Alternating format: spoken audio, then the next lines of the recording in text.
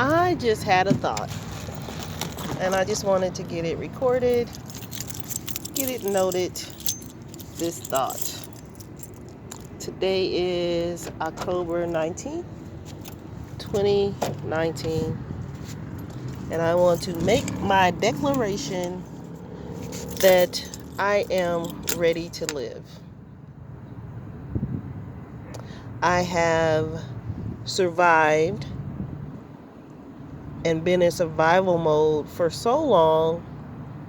And then I realized my little secret truth is that I've actually kind of secretly held on to it as my badge. This is my badge of honor. I survived this. I've survived that. And then it started to become my life story. You know, it's like I'm an awesome healer. I'm a pretty cool looking chick. I got awesome children. I got really cute toes. I can make both of my fingers the same size. Let me see. Okay, there. See? They're the same size. Do it again. See? Look at that. Same size. Not the same size. Regular. And then now, look. Same size. Regular. And then same size. There's so many cool things about me. That's more than a couple of few incidents that happened in my life. I've had some major shit happen. You know what I'm saying? And I've also had some not so major shit. Clue. That's kind of the deal with being alive, right? Shit happens. Shit doesn't happen. What you do? So I decided that I want to live. I don't want the stuff that I've been through to define me, define my future, define where I'm going, use that as a basis for making all of the decisions I make. Because it's like the more I hold on to it, the more I'm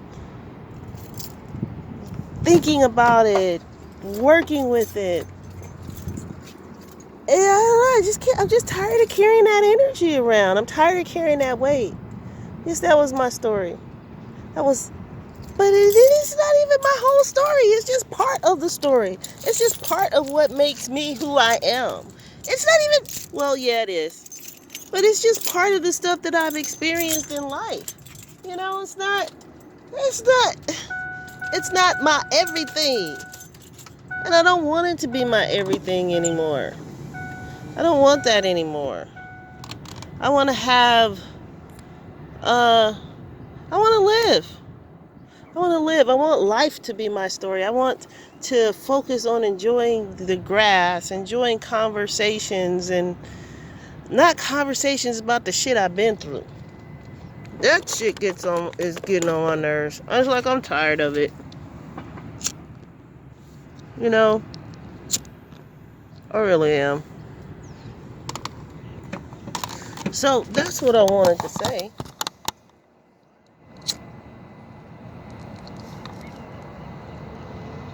I'm ready to live. I'm ready to live my life. Oh, let's do it like this. I'm ready to live this life. I'm tired of surviving this life.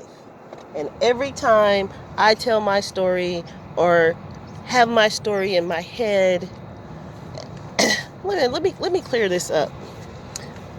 What I mean by my story is that traumatic event, the traumas that I have overcome.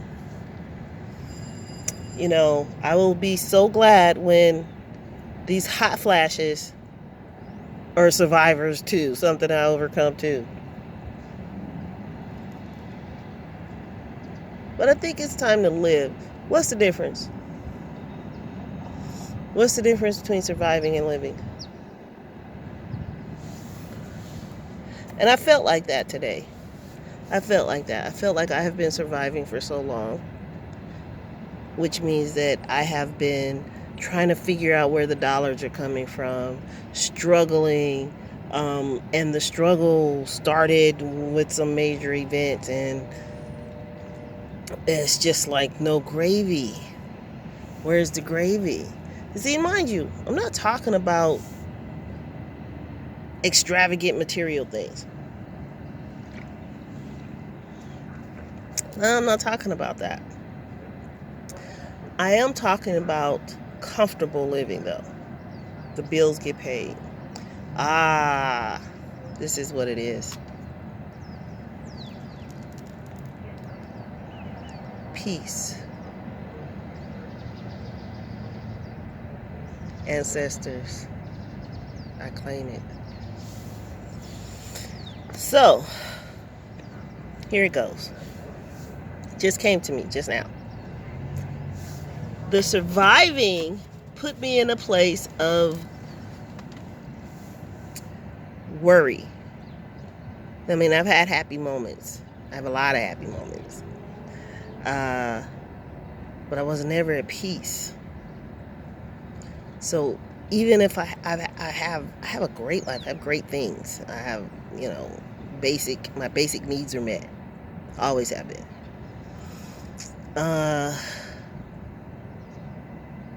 But I never had that. Well, I did have the peace. It got away. But just in general talking. Living consistently in a state of peace. Yes. So it's not necessarily that I'm trying to survive or live. What does living look like for me? Living looks like for me being in a state of peace. You can be... so there's a difference. And people say, I want to be happy. I want to be happy. It's like, no, I want to be happy. Yes, of course. But you can't have happiness without peace. It's just not going to happen. You lied to yourself. So why fool around with saying I want to be happy when I really just want peace? And I want to live in a state. That's what it is. A state of peacefulness. Where that is my foundation. Peace is the place where I'm coming from with the answers, with the answers to these crazy questions or decision making, or just peace and faith and love. Yes. So even though I've had some traumatic things happen to me in my life, they don't define my life and they don't define me. It's kind of like this. This is where I'm coming from. Organizations like AA. Please give my disclaimer right now. Those are great organizations for their purpose and for what they do. I was watching one of those, TV shows where somebody was in an AA meeting.